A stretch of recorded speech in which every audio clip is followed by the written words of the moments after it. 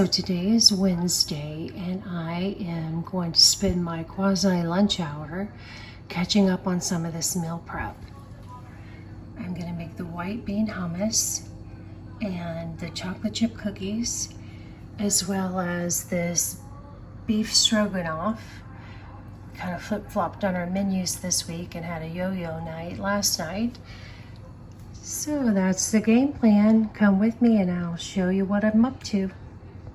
While the garlic is roasting, I'm going to start in on the tuna salad.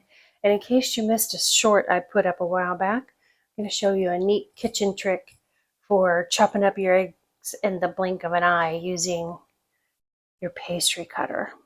So you put your eggs in, and 1, 2, you've got sliced eggs, and then a few more chops, and you have chopped eggs in the blink of an eye. A lot less messy, a lot quicker, and no strings that can break. Done. Throw that egg slicer away.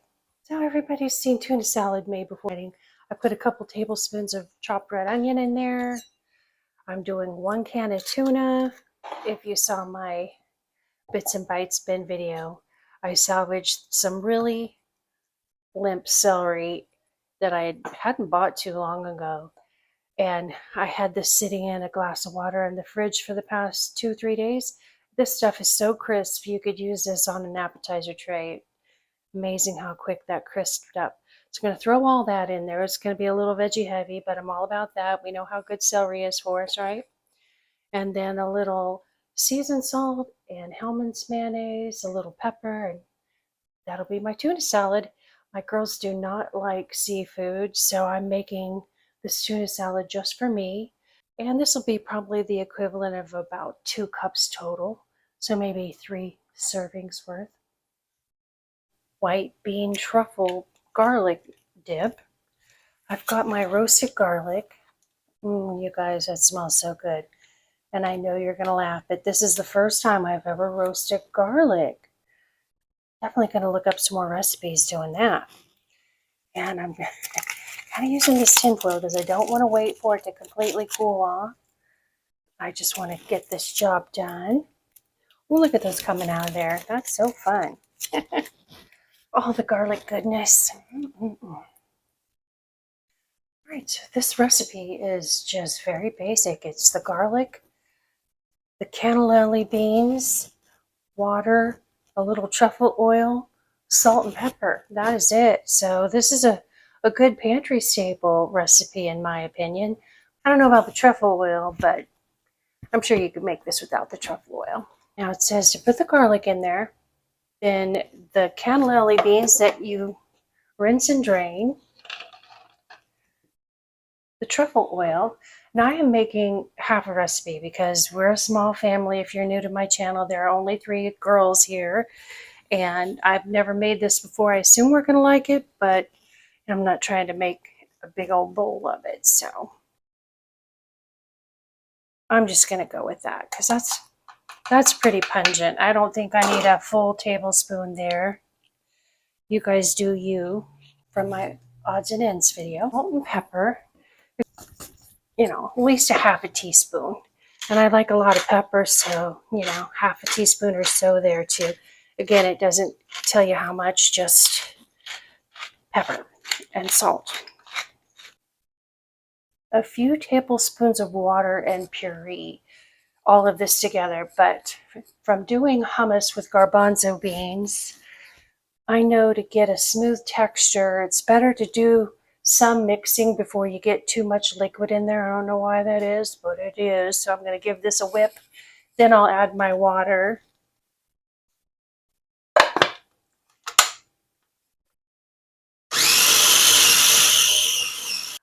This is after about 2 minutes of grinding the beans with the garlic and the half a tablespoon of truffle oil.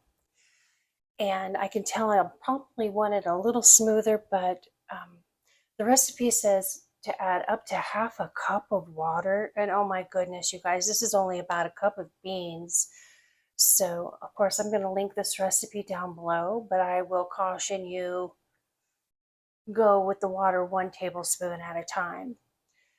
And I will say, I did take a tiny taste of this just now.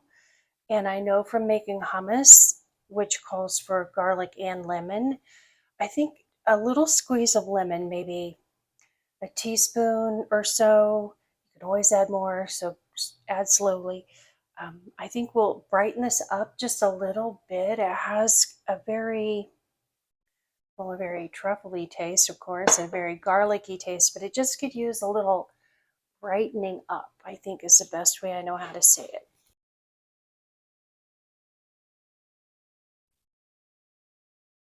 All right, so this is about a tablespoon of water and about a teaspoon of lemon juice. And I'm adding only half of it. I'm going to grind it and then see what kind of consistency we have. My conclusion here is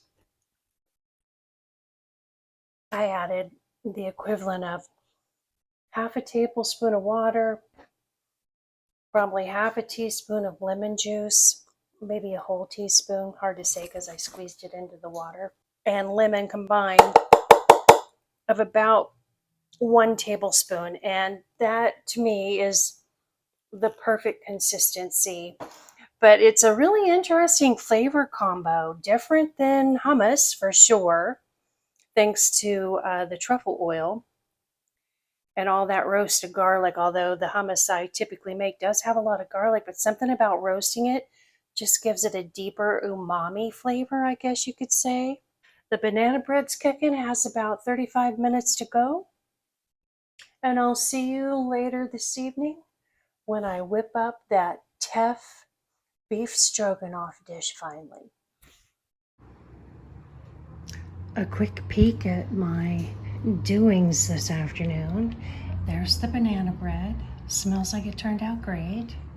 My tuna salad, which I got a little more mayonnaise in than I would have liked. I sliced up some artisan bread and toasted it a little bit to go with this white bean truffle garlic dip. We're about to try that. And then I whipped up a half batch of chocolate chip cookies, and I split the dough so that half of it has chocolate chips and the other half has white chips, craisins, and walnuts. And because we're a small family, I literally make a half a batch of the Toll House cookie dough, split it in two, and then do it up like this, and it makes about 24 cookies total. So, yep, we're gonna snack it up, and I'll be starting dinner shortly. The cookies turned out fantastic. There's chocolate chip on the left, the white chip craisin on the right. And if you've been following my channel a while, maybe a month ago, I was saying how, oh, I hope I can find a container that's the perfect size for putting loaf of banana bread, etc. in, and boom, found one at the Dollar Tree. Snapped up 2 of them, of course. I think I'm getting good at the manifesting, but I'll take it, even if it was just $1.25. Okay, guys, this is actually happening tonight. I know I've been saying for 3 weeks plus that I'm making beef stroganoff with this odds and ends ancient grain teff pasta, but it's going down tonight. Just for a quick recap here for anyone new to my channel, this teff, I bought it at Aldi way back because it has 8 grams of protein per serving. It says there are 5 servings in a bag, and this is an 8-ounce container. So that's a good solid dose of protein from a pasta. And then I'm also accompanying this with the red skin mashed potatoes that I made to go with our corned beef on Saturday, and some steamed broccoli, as well as some homemade bread I made over the weekend. In addition to using up that odds and ends teff pasta, I need to use up one of the 2 bags of previously made roast beef that I've had in my freezer. And this one's been in there a while, as you can see. I always save the gravy that I make to go with the roast in with the bag because I usually turn this into beef stew. And I'm wondering if I can use a diluted portion of that gravy as the beef broth that the recipe calls for in the stroganoff. This will bring a lot more flavor. So I think I'm going to go for it. Right. So there's my stroganoff sauce. Making this recipe also allowed me to use up most of that container of sour cream that really needed to get gone. I'm going to add this roast beef, my teff noodles, and dinner will be ready. Here's the finished stroganoff with the teff noodles, broccoli, mashed potatoes, homemade bread. Chow time. Here's a look at my finished plate. This was delicious. Thanks for watching, guys. Take care.